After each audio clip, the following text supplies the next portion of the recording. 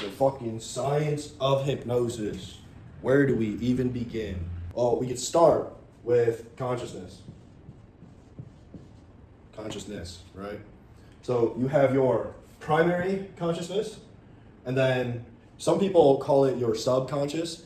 That word is offensive to some people who really understand this shit, or offensive, just incorrect, because it's not sub anything. It's sub in the fact of maybe beneath or hidden away, but it's not sub as in a lower consciousness.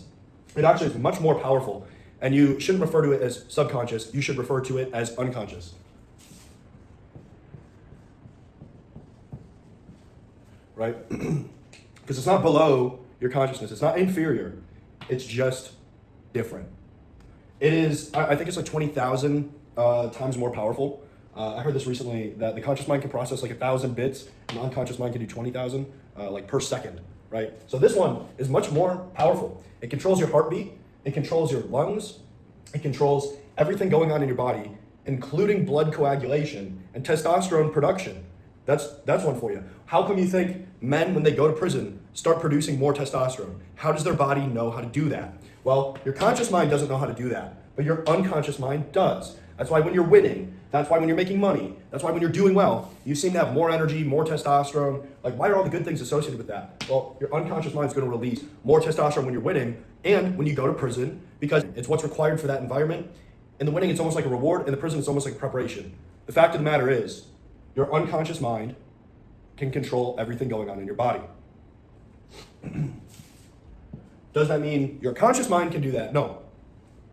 But you can use your conscious mind to communicate with the unconscious mind, and essentially, that is what hypnosis is. It is linguistic patterns that communicate with, instead of the conscious mind, we circumvent that, we're gonna get rid of that. We're gonna communicate directly with the unconscious mind because it's easier, it's more powerful, and the conscious mind doesn't really get a say when it comes from the unconscious mind, because the unconscious mind lives in the head, the same head as the conscious mind. So if you convince the unconscious mind of something, and then it starts using its power to influence the conscious mind, it's gonna be a lot harder to resist, which is why when a good hypnotist puts a good suggestion in your head, your conscious mind doesn't really get a chance to refuse. That's a whole part of hypnotism, is actually doing a pattern interrupt, doing something that just for a split second interrupts the conscious mind, and they slip a command through to the unconscious mind. That's a tactic that hypnotists use, covert hypnotists use. It's because, like, when you're on a sales call, right, you're selling to a guy, you want to sell to his unconscious mind because he can say no to you really easy. He can't say no to this guy. That's what all of these sales tactics, all of that bullshit, all that's doing, talking to this guy. Like the NEPQ stuff, that's hypnosis.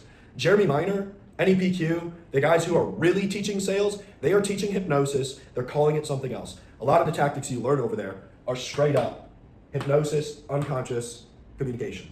Like, nuts. But this is more about covert hypnosis, not a direct like induction type thing where you just go to sleep. But this is more about covert hypnosis, which is super useful in anytime humans interact where an outcome is desired. So business, politics, brainwashing, propaganda, seduction, sales, marketing. That's in business, but still, the business one goes deep. Governments, religions, cults, secret societies. This and this are very important.